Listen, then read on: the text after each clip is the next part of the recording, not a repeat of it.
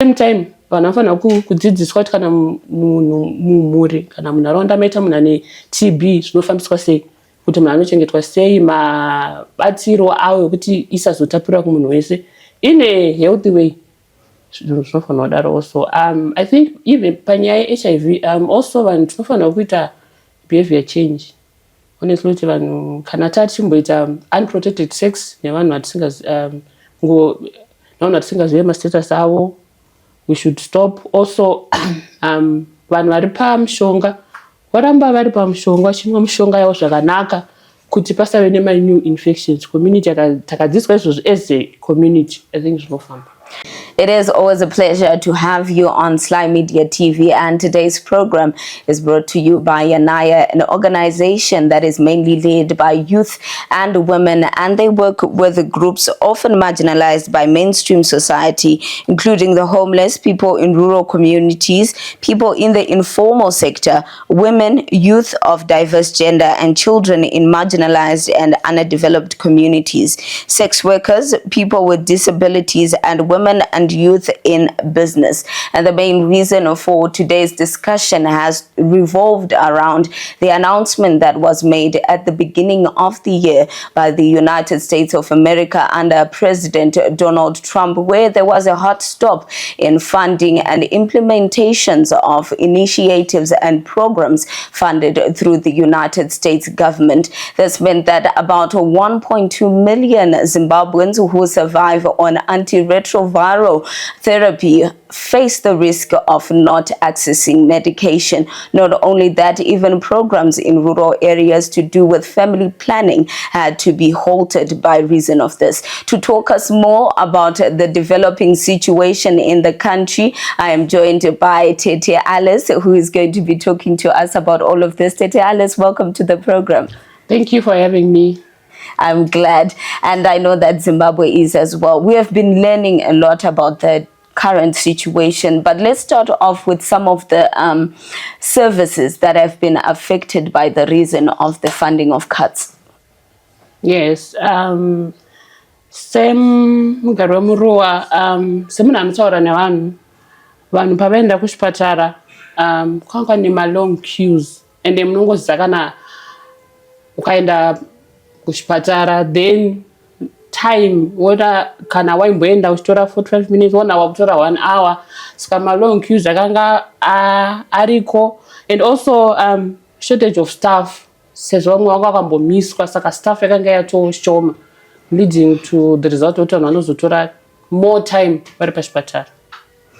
Okay, saka ndo imwe problem yatiri kusangana nayo kwenguva ino, but ngatitaure ma-services in terms of vanhu vanorwara nechirwere che-TB or HIV, and also some of the services ekuti pamwe nekuda mira kwekuiswa mari munyika yeZimbabwe through the United States government, ndezvipi zviri kuitika? Vanhu vakapanika, honestly, vanhu vakapanika to such an extent kuti vanhu vakangoti even unozva munhu wakangopanika, so order cheshe unenge usina order, so people panicked, vakapedzera vakumhanya kuenda kumaclinics to make sure kuti kuda kuona kuti zvakamira sei pakuona kuti vaone mishonga yavo vari mupanic mode. Izvozvo the idea kungoti munhu anongopinda mupanic mode zvinotokustressa, mental health issues, saka zvinostressa honestly. Alright, saka since murotaura community yedu yeRuhwa mamunogara imimi, chingotiudzai sezvamataura kuti vanhu vanga vakapanika vamhanya kuzvipatara kunopiwa mushonga, ngatitaurei maybe zviri kunyanya kunetsa munharaunda yedu. I know there is panic, but zvimwe ndezvipi zviri kuaffecta vanhu munharaunda? Izvozvo zvekuti taking too much time uri paclinic, panic rege ningo extender. Kana munhu akapanika unongofunga kuti zvinhu zvanachimbowana, maybe mushonga unochimbowana handichauwana. Izvozvo zvega zvinototi munhu atove, and community inopedzera isiri sure kuti saka zvichazofamba sei mberi uko, saka tichaita sei. Vanhu vanenge vangori troubled kuda kuziva kuti saka zvichazodii. zviri kuenda nekupi. Saka tichaita sei? Zvinongozi kana munhu uri kurarama nekunwa mushonga zvinotokupa stress. Izvozvo zvega zvinotokupa stress. Alright. Saka in terms of kubatsirwa kuri kuitwa vanhu munharaunda sezvamataura kuti kuchipatara kwane malong queues, zviri kukanganisa sei even magariro evanhu? Vamwe vanhu vagara vanotonyara kuonekwa vari pachipatara. Saka what are some of the things zvatingakwanise kuona by reason of this particular change? Zvagara kuna vamwe vanhu kutoti anenge asikatodozikanwa kuti ari kurarama neutachiona HIV. So pakutoita accidental disclosure kuti wakutoonekwa nana mai nhingi vaye pamwangotorawo wangobuda kumba, of course iwo uri kuziva zvauri kuendera kuclinic, wangotora kabhegi kako kadhi kako wangoti mve waenda pachipatara, then watoona kuti hey time yashanda wamboenda at the end of the day panoitika accidental disclosure. Vamwe dzimwe hama dzedu dzatombotaura nadzo havasati varedi kuti vazikanwa kuti ndo zviripo futi zvinhu zvinenge zviri private and confidential status yemunhu. Saka izvozvo futi zvinotoaffecta kuti munhu pamwe pacho anopedzera kutongoti rega ndiende kumba tozoita sei, tozodzoka mumwe musi munhu akutomisa service yake kana mushonga wake hachatora musi wofuti zvakutokonzeresa dambudziko kwaari, kuti saka zvaataza kutora mushonga wake, what's the next point? The next point would be maybe kana kuna mushonga wacho zvakutomuaffecta kuti saka ndajamba maybe dera wewe mushonga wake wanga kutopera, saka ndinofunga kuti saka mushonga wangu zvanga kutopera, saka ndoita sei zvotandikuita sei, ndozozviona kuti after 4-5-6 days. Saka zvine njodzi yekuti vanhu vanogona kuti kana aonekwa nemunhu asiri ready kuti azikanwe kuti ndo zvaari kurarama akasatora mushonga wake, there could be more problems. Sezvo muchishanda nemaorganization akaita sana Yanaya, ndinoziva kuti munosangana nevanhu vakati wandei muchitaura. Tiudzei maybe some of the problems zvinogona kuwanikwa nevanhu munge kana vajamba kutora mapiritsi avo sezvo panguva ino ari mashoma. So kana munhu arega kunwa mushonga wake nenguva, basa remushonga mumwiri wemunhu ndewekutsimbirira utachiwana kuti usaberekane. Saka kana munhu arega kutora mushonga wake nenguva, tongoti spring, totora spring handiti toisa chidhina toitsimbirira. Chidhina chaiche chakabviswa chinoitika spring inotanga kudhadhamuka zvichireva izvo kuti utachiwana unotanga kuberekana muropa remunhu. Kana watanga kuberekana pakutouya zvirwere zvakasiyana siyana, mainfections, TB, ukosora, zvirwere zvakawanda wanda zvatomuka nenyaya yekuti utachiwana uri kuita zvawada mumwiri memunhu. Alright. Sezvo tiri kutaura nyaya iyoyi, ngatitaure even vamwe vacho because vakawanda vaiwana mabasa through ma-NGOs aiwana this particular funding. Sekuona kwenye mimi ma-highlighter mukati ma-long queues awanda, zvichireva kuti vanhu vakawanda vari kurasikirwa nemabasa. Ndizvozvo. Saka muri kuzvionawo sei, nevamwe vamuri kutaurawo navo vari kuzvifambisawo sei panyaya? Munoziva munhu wakarasikirwa nebasa rako panotoda social support, panotomboda kuitwa counseling chaicho. Munoziva munhu kuti unenge wajaira kurarama nezvaunenge uchiita, then all of a sudden ungomuka uchingonzi hapasisina. Obviously vanhu avo I think they need support. Counseling chaicho yekutanga kuti the first stage kutozvigamuchira kutoti haiwa basa pasisina, then what's the way forward? Napasina basa, I think ndo zvinhu zvekuti vanhu vanofanira kutaurwa navo kuti then vorarama sei vanhu, since life has to go on. Vane vana, vane dzimhuri, vane chi, saka vanofanira kutaurwa navo, then after vagamuchira ndo zvavapo pouyawo vanhu vanotaura about financial projects, whatever, but financial support, something like that. Okay. Tichipfuurira pamberi nenyaya, ngatitarisei even vakadzi vanowanikwa kumamisha, they were affected greatly nekuda kwenyaya iyi. Ngatitaure even kuti funding cut, havachakwanisi kuwana mapiritsi avaigara vachiwana, even nyaya dzekuita nefamily planning. Chingotibatsirai tinzwisise kuti zvii zviri kuitika even kuvakadzi vanowanikwa kumamisha. kumamishaka it becomes even worse because toti munhu adontora family planning yake osvika hapana, maybe anga achitogara achitombouitawo matambudziko ototatoewana kudhara before zvobva zvazodai so. Saka kumamisha I think it becomes even worse. Even family planning yacho vanenge vachaishandisira ichashandi kunotora kwacho mushonga again tinongodzokera futi pepa pane mbotaura kuti munhu akutorega kunwa mushonga wake zvakuaffecta futi health yake more. Even vana tinoziva kune vamwe vana vanorarama neutachiona hweHIV, vamwe vacho vachirwarawo nechirwere cheTB. Muri kuvaonawo sei uye muri kuvabatsira sei nezvavari kusangana nazvo panguva ino? Yeah, it becomes a challenge usually, mostly because like pamakesi eTB honestly munhu anenge achida kutora anenge achifanira kutora mushonga yake. Vanhu vari kugara nemunhu ari kurarama neTB vachidzidziswa kuti vanogara sei nemunhu kuti vasaspread all that information yesoyo inofanira kunge vainayo. But above all TB inofanira kutreatwa nemushonga. Kana mushonga wacho pasina hapana kwatiri kuenda. Saka zvese ine closed bracket mishonga yakangu inofanira kugara iri readily available, although pane zviri kuitika zvo for now, but I think vanhu vanofanira kungowana mishonga yavo kuti tisazoaffectwa kuti madeath anowandisa due to lack of medications.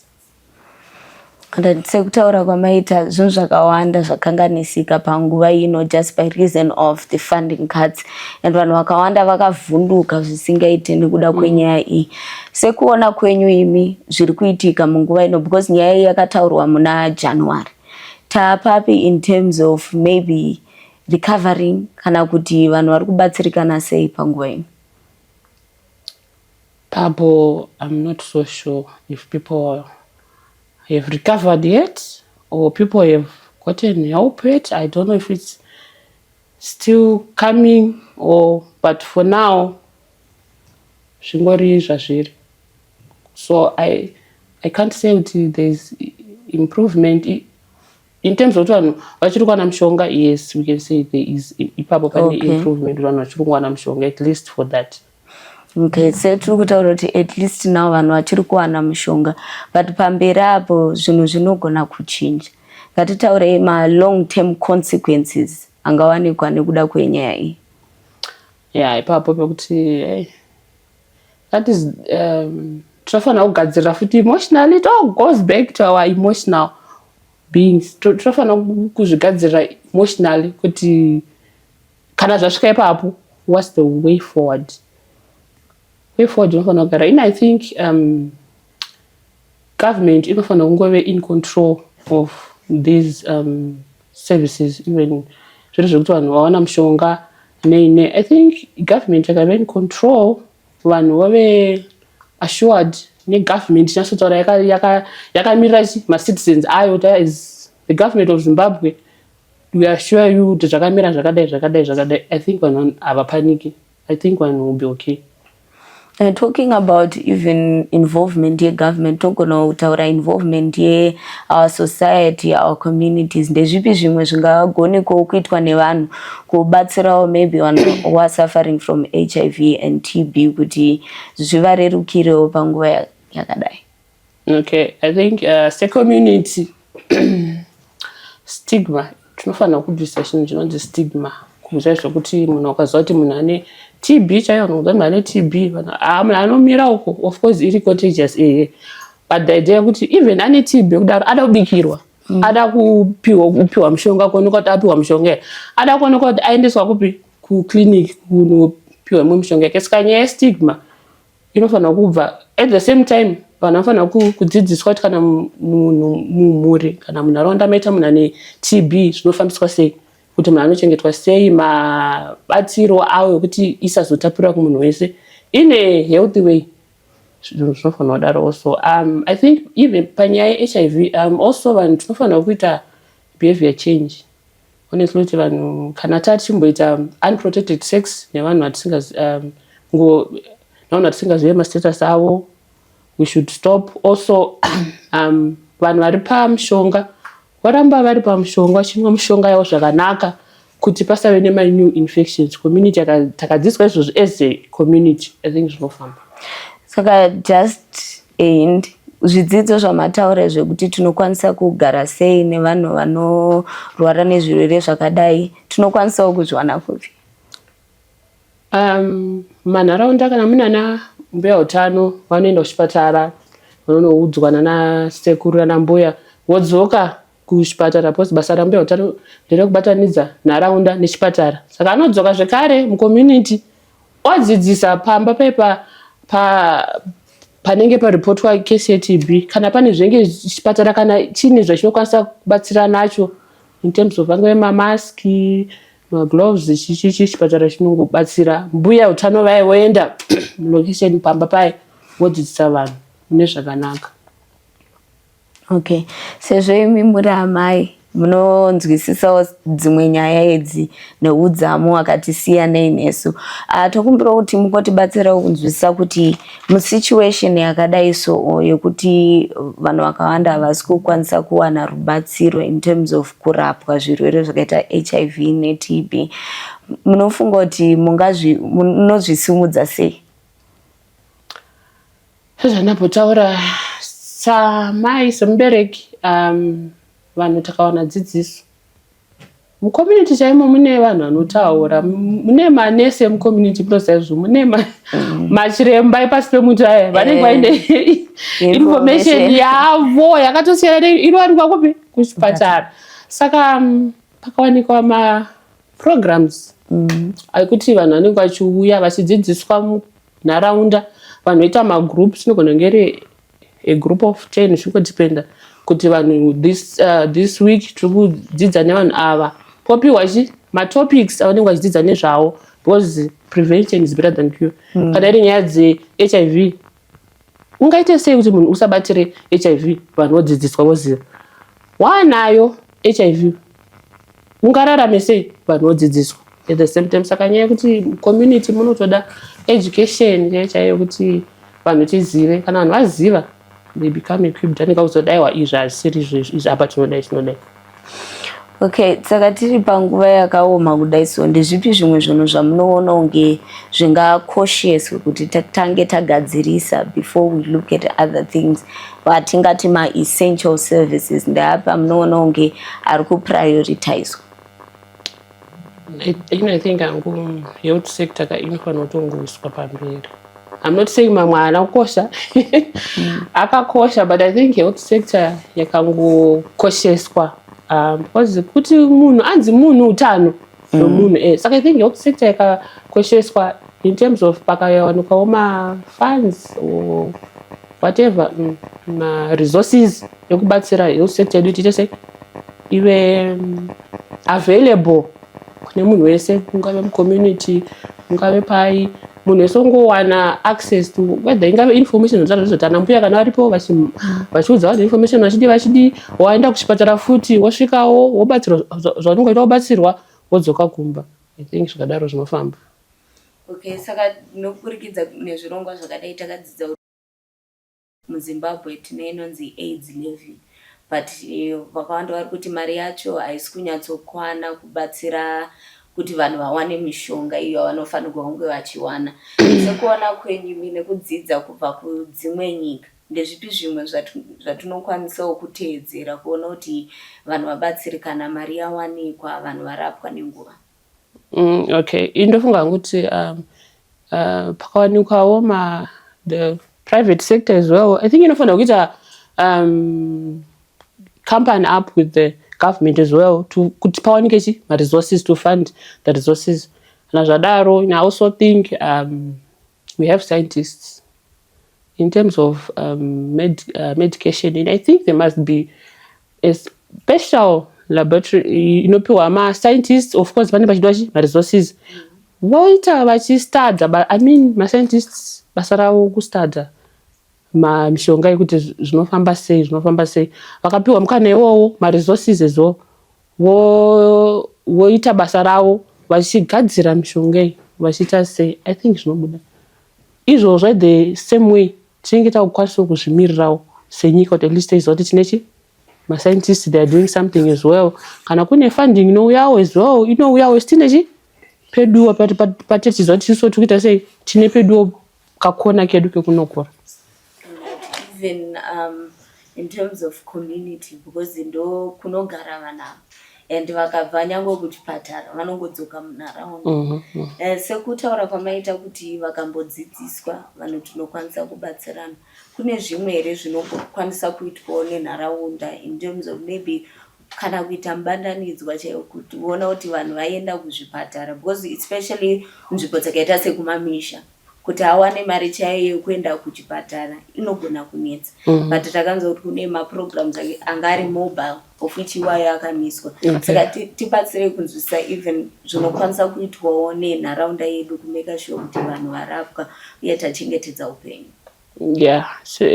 Kumamisha in terms of ingaveri transport meno kana zvichita kuti kumamisha in terms of transport vanhu vanogona kana kungo timuraini hati vanhu vanenge vane ngoro here, vanhu vanogona kushandisa as a mode of transport. Ngoro che munhu anosvika mungoro unoenda kuchipatara unobatsirwa, unlike kuti vanhu mungosiya munhu akagara pamba nenyaya yekuti hanzi mashaya hakuna transport hakuna izvozvo. Even vane zvavanobatsirwa ingave mudhudhudhu vanhu vanobatsirana ingave tractor chaiyo, as long as community akangobatana kuti aiwa pamba papaita urwere huri kuda chipatara, voudzana kuti akwaningi kune chakati kune chikochikari hainde ine munhu kuchipatara, vanokwanisa kuzviita munhu at least anobatsirikana. Alright, nyangwe munguva yese chakakosha zvidzidzo. Pane here zvamaona kuti Zimbabwe munguva yakadai takwanisa kudzidza, and what are some of those lessons that we've learned? Panguva iyi katatodzidza kuti in terms of funding ndenge ipapo kentaura chiti muupenyu tomboti une mwana une vana, in fact vana tomboti mukoma ndo vari kuendesa vana kuchikoro, vana vako ivo vari kuendeswa ndo vari kubhadhara fees.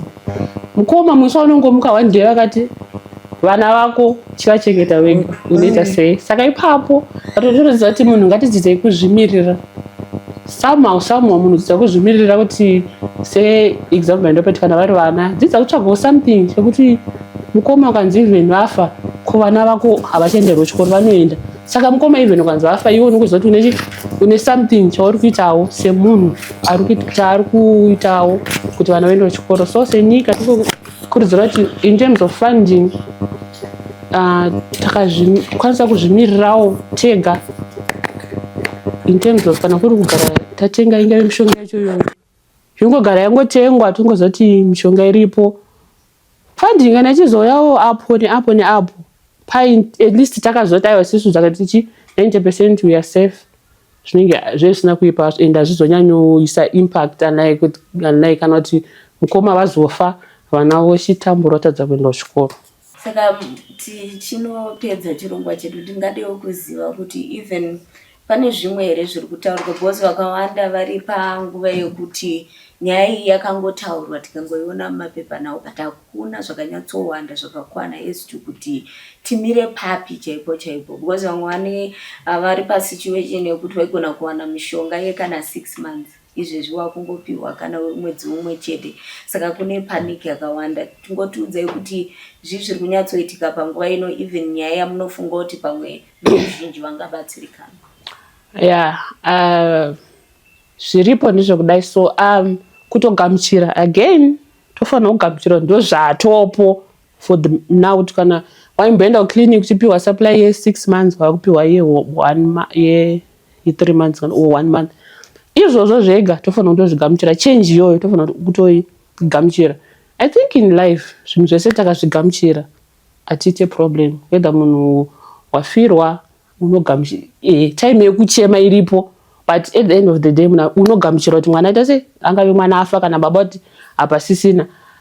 Ezvino takagamuchira zviripo ndo zviripo in terms of funding. I think kana havapanike, we don't know what's going to come next, but at the same time vanhu vakangove prepared kuti aiwa ndo zviripo, vanhu vove calm and stable, whatever comes. Unza munhu chero wakasvikirwa kungave kunzi wasvikirwa neanything uri calm haupanike, unozvigamuchira. Unlike wasvikirwa nesomething uri mupanic mode, hauzvigamuchira. Saka I think vanhu vakave calm takangogamuchira ndozviripo. Dai these days supply kana taakupiwa yakati derere mbijana ndozviripo.